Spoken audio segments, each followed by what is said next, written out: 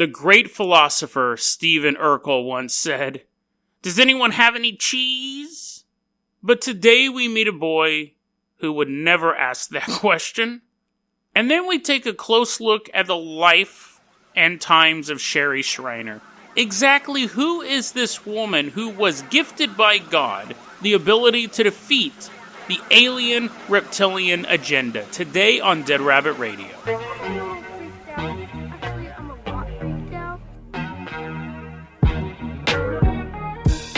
Hey everyone, welcome back to another episode of Dead Rabbit Radio. I'm your host, Jason Carpenter. I'm having a great day. I hope you're having a great day too. You know, I didn't get to address this yesterday. I totally forgot about it, but on Friday's episode, the Benadryl-induced rant about hybrid aliens, that episode is actually probably a half hour longer than what was released, because I spent a half hour talking about my charred pants story, and I think that might actually end up being a lost episode for Dead Rabbit Radio. When I was recording the charred pants segment, I thought, this is so stupid. It's one of those stories that I've told to people who, knew about the pants and was kind of, in that time period, and they think it's hilarious. I haven't even listened back to it because it was so cringy. Even when I was recording it, I was like, I'm committed. I gotta finish this story. But once I got done with it, I'm like, it's basically sounded super stupid. It's currently on the Rabbitron 3000, and the power supply went off on that, so I don't even have access to it right now. If I'm not able to get the Rabbitron 3000 working again, I can still have the hard drives from it. But I think it's just a power supply issue. It's like an $80 fix. But it was terrible. It was a really, really bad segment. I remember as I was recording it, because one of the things you're taught as an actor is you commit. If you make a choice, you got to commit to it. You can't change course in the middle of it. You can change, I've obviously made adjustments over this run of the show. I've made adjustments throughout the series, but once you kind of commit to a certain action in a particular moment, you have to commit to it. And halfway through, when I'm still doing this bit about these charred pants, true story by the way, but as I was doing this bit, I was thinking in my head, I'm telling the story, but in my head I'm thinking, this will cause people to unsubscribe. This might be the most unfunny and boring forced humor segment I've ever done, and that's a high threshold, because I've pushed that line a couple times, but I've always thought it was funny, and you guys have always responded really well to it. The Mungo Dick segment, I was thinking, this isn't going to work, but it did. The charred pants story, oh man. So, for now, it's a lost episode. It may be released at a end of the year, my New Year's Eve episode, but I don't know. I'll have to listen back to it when I'm in a better mood, because it was really, really cringy. In my memory, at least. You may hear it, but probably not.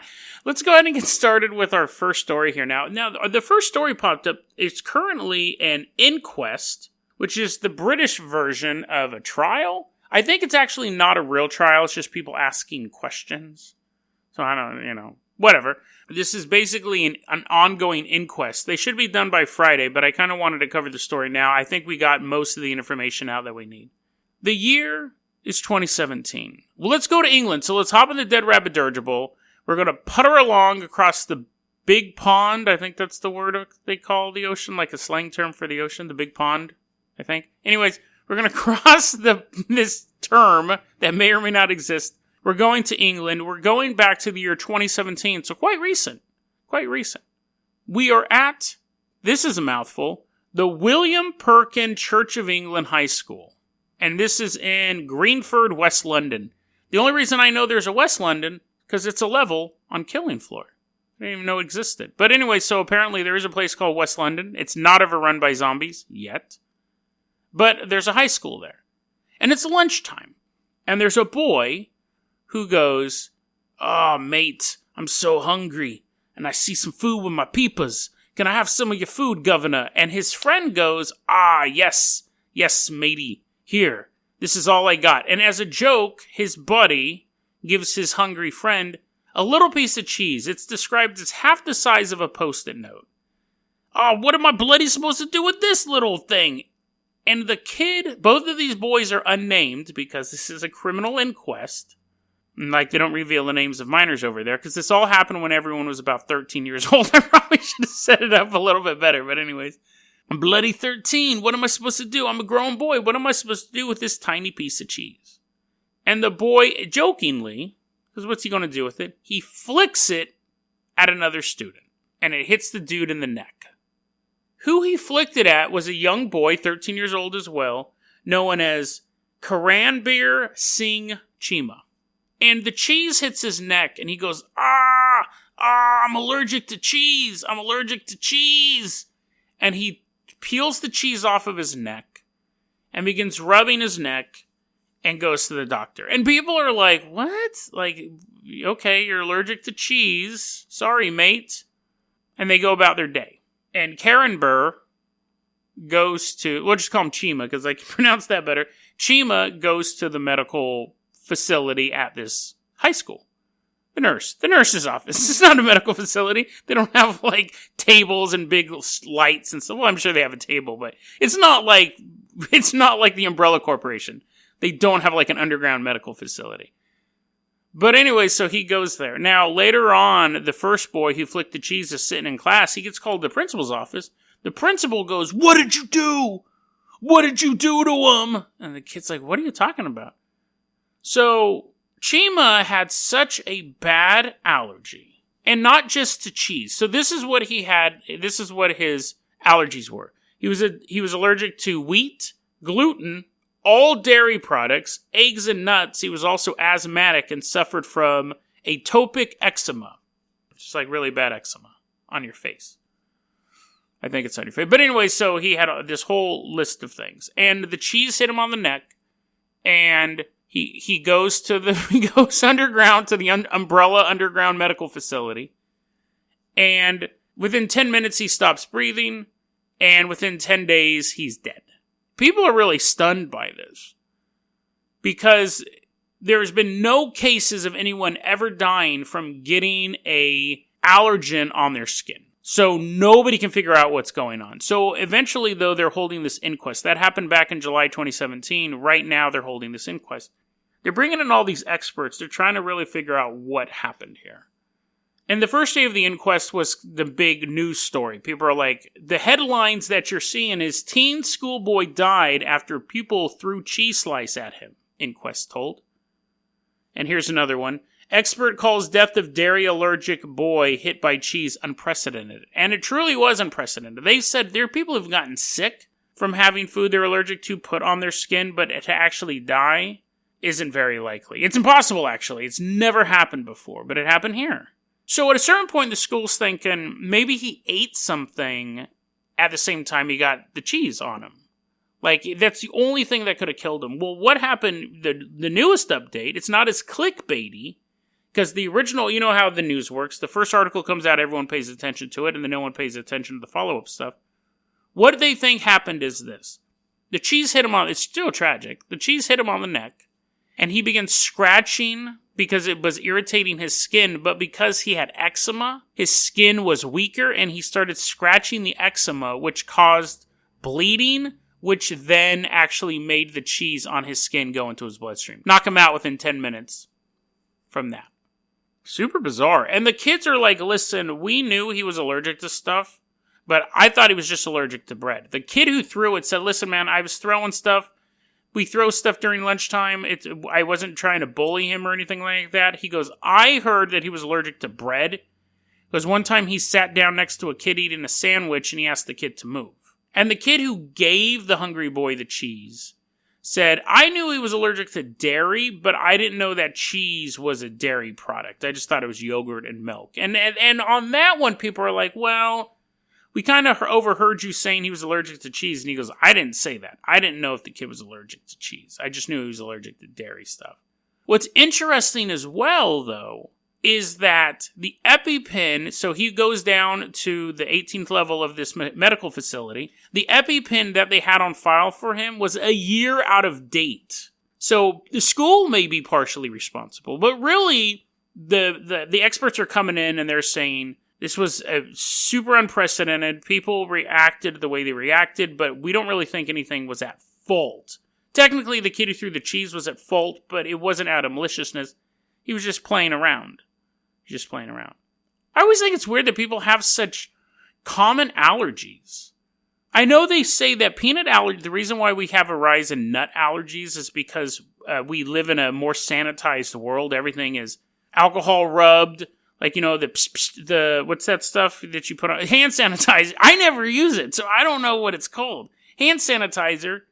When you're using this antibacterial cleaner and everything like that, rich kids, I'm trying to get to the point, tends to be that kids, upper middle class kids, rich kids, are more likely to have a nut allergy because they live in a cleaner environment. Poor kids tend to have less allergies like that, unless it's just genetic luck of the draw, because they're being exposed to this stuff all their life. I never wash my hands before I eat. Okay, I put an asterisk next to that. I'll wash my hands before I eat if I'm doing something particularly disgusting before I eat. But that's my disgusting, not your disgusting. If I'm preparing somebody else's food, of course, I'm washing my hands. But I will putter around the house, do a bunch of stuff, clean up, not just like on my computer, which my computer's quite disgusting, but I'll be cleaning stuff up. I will work a full shift at a job, walk 2 miles home, playing around with my phone, picking up rocks, throwing them at squirrels, then picking up the squirrels and nursing their wounds and petting them, and then they bite me, and then they realize I didn't mean to really throw the rock at them, and then we become buddies. Go home, eat a sandwich. Actually, not a sandwich because I'm on keto, but I will go home, eat a hamburger. Don't think twice of it. And you may think, well, you're not touching the hamburger when you eat it. Aha! I am when I'm taking the frozen meat out and throw. I don't even wash. I wash my frying pan once every 2 days. Because I figure all of the meat that I'm cooking keeps getting more and more burnt, so it's not like I can't get anything from it. So I'll throw a couple steakums in there, cook it up. That's one meal. And then I'll throw in some more steakums, maybe 8 hours later. Eat that. And then the next day I'll continue eating steakums, and after 2 days of cooking meat in the same pan, then I wash it. And I'm super healthy. I never get sick. I get sick, but I don't get sick enough that it affects me. I'll be oh, my stomach hurts. Oh. But I go about my day. The moral of the story is don't be clean. Don't be clean. Actually, the moral of the story is don't throw cheese at people. But the moral of the overall lesson, the life lesson, is the less clean you are, the stronger you are. I don't think Hercules got his hair cut, and that's what made him lose his strength. I think they finally made him wash his hair. And it's an allegory for being a dirty person. Okay, now let's go ahead and move on to our next story. Now, this story is a companion piece to what we talked about yesterday. And I know people don't listen to every episode, so I'm going to go over it real quickly. There was a murder in the state of Pennsylvania. There was a couple named Barbara and Steve, and they were both followers of this online personality host, radio host, YouTuber named Sherry Shriner, who believes that the reptilian, alien, demonic overlords are being sent here by Lucifer to destroy our planet, and she has special powers, and she can teach you how to fight these interlopers, these alien, demonic, reptilian creatures. I used the term blew his brains out a couple times on yesterday's episode, and I was like, that's pretty insensitive.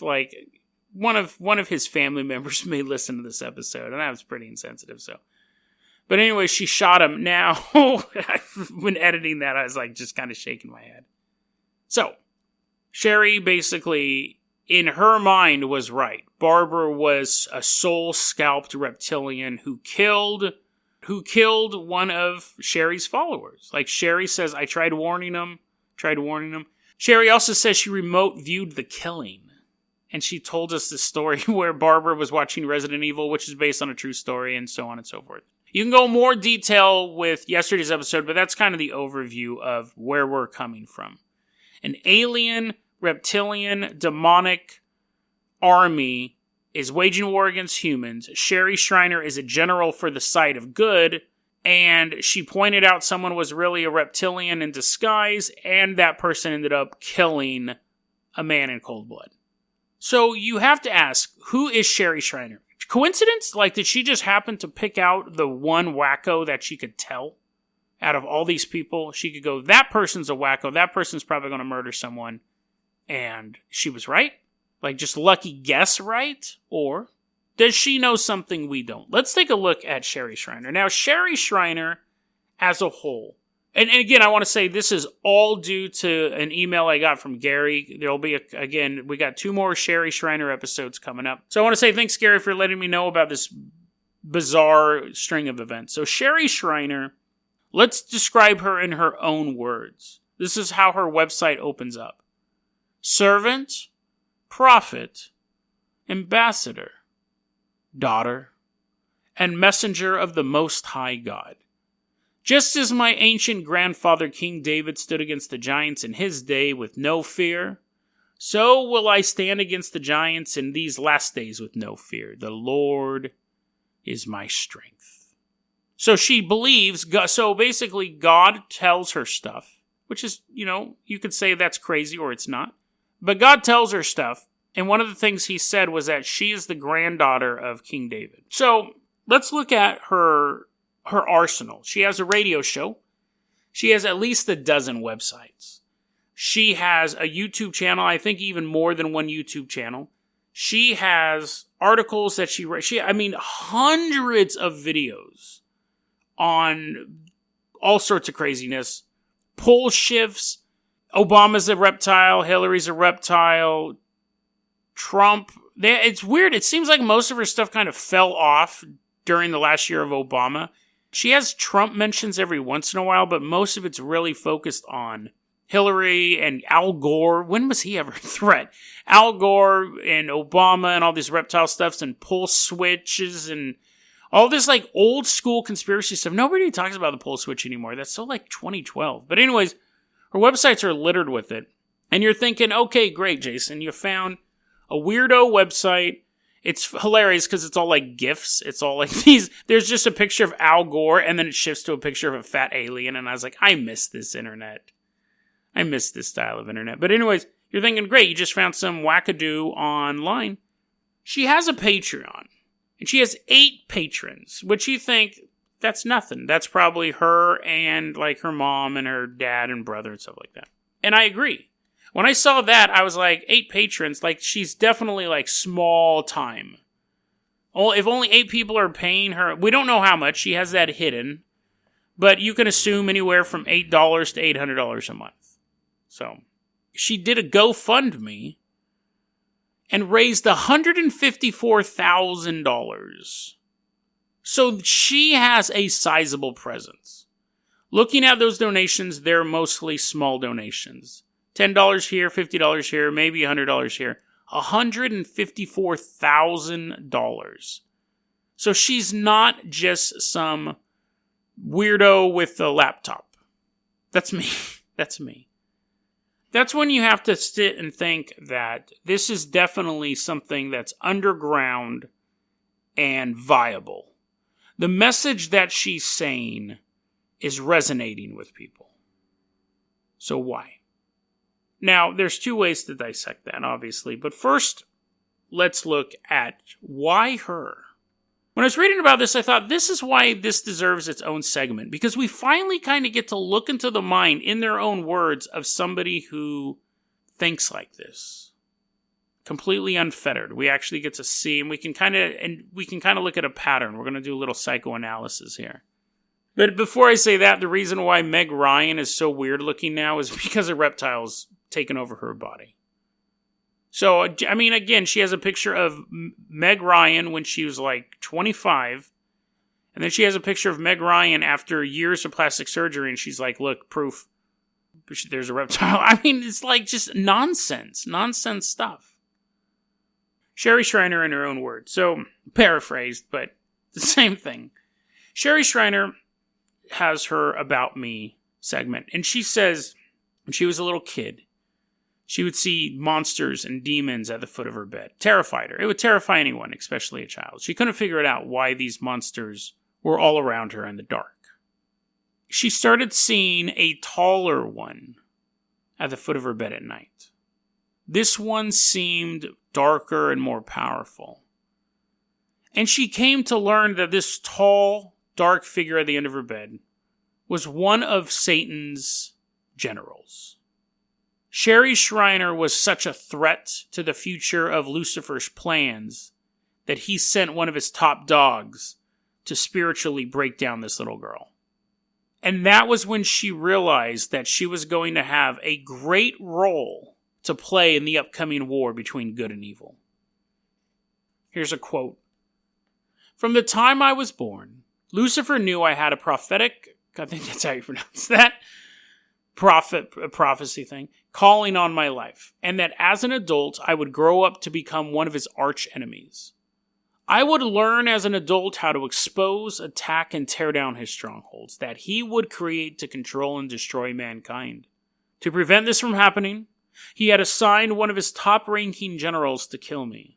Lucifer is on a mission to control the world as the Antichrist.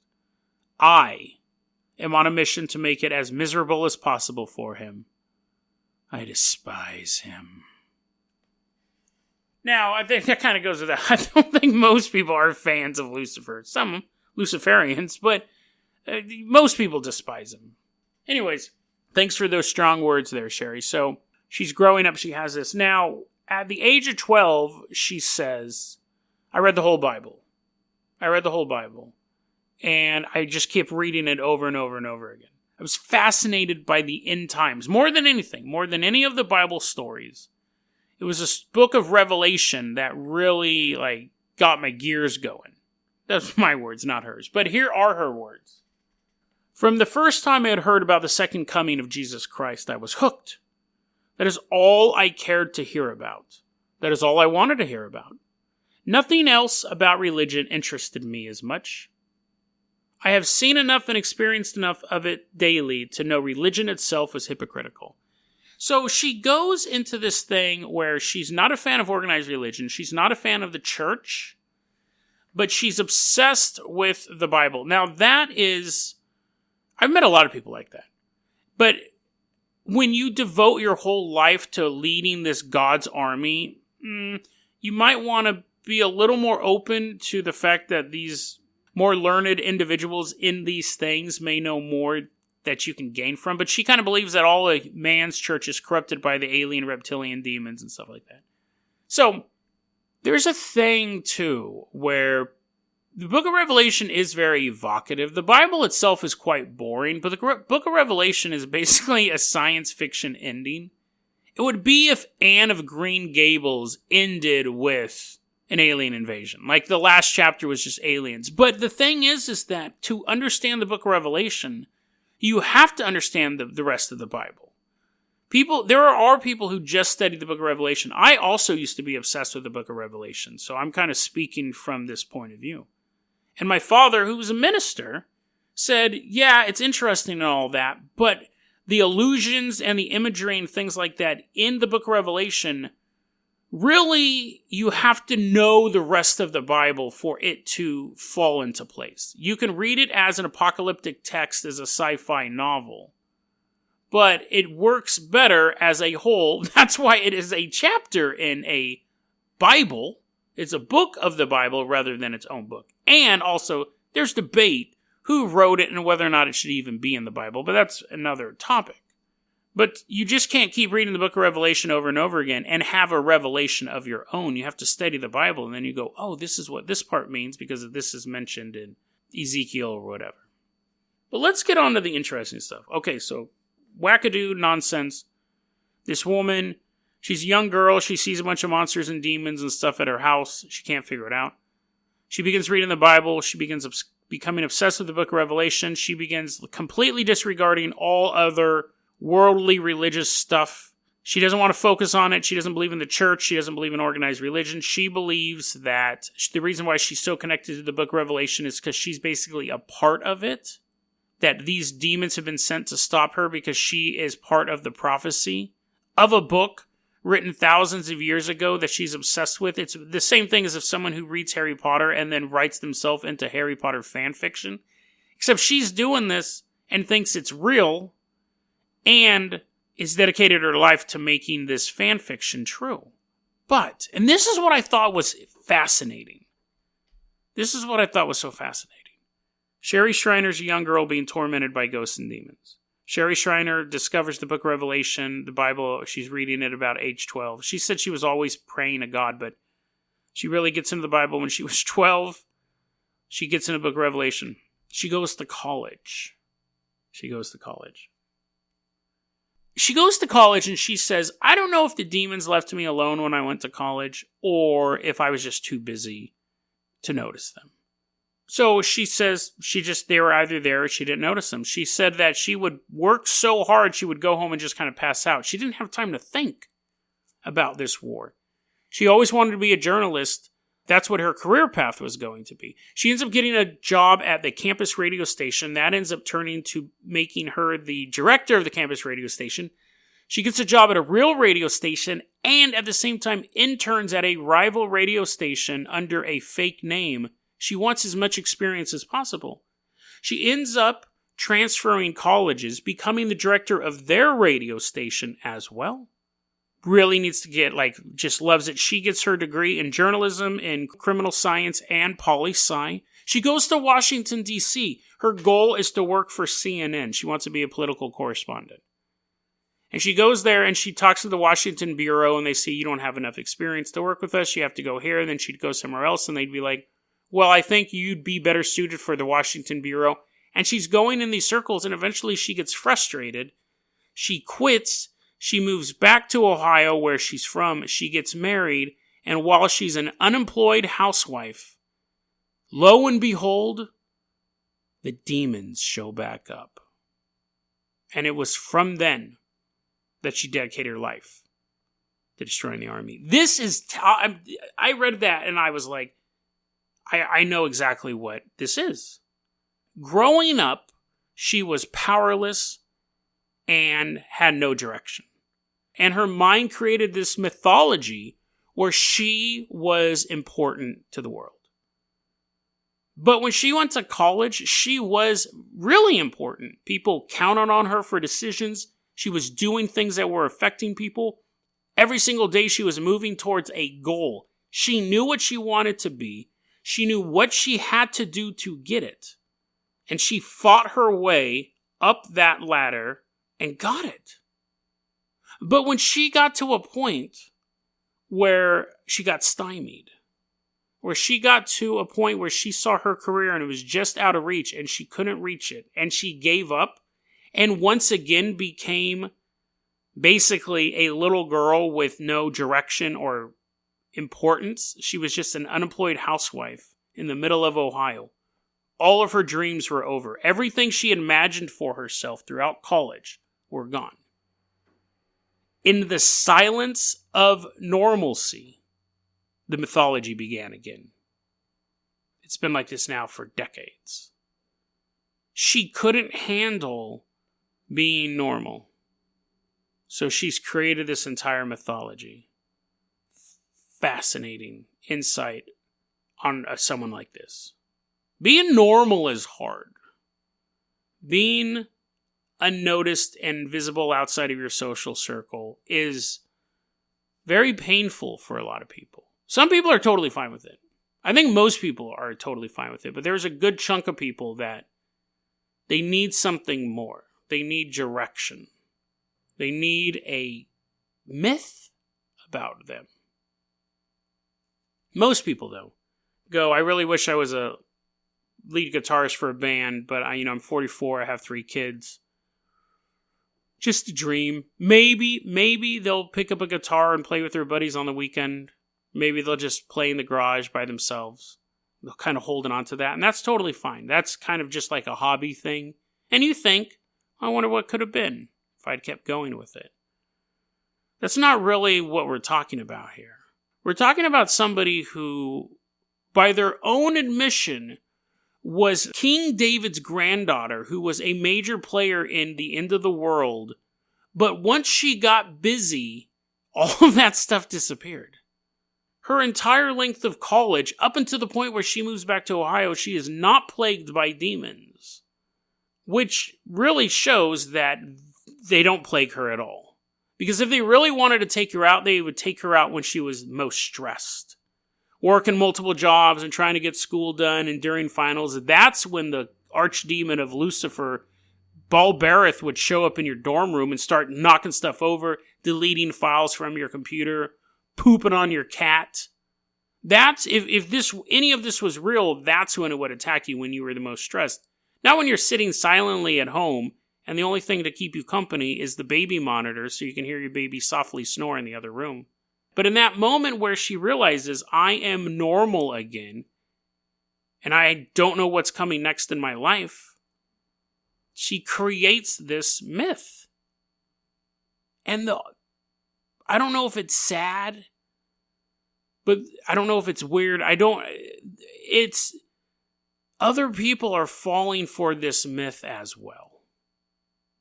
Other people just like her, who have no direction. Someone who's working towards something, or someone who is very content with their life, who's like, I have everything that I want, and the stuff I don't have, I don't need. They don't fall for this stuff.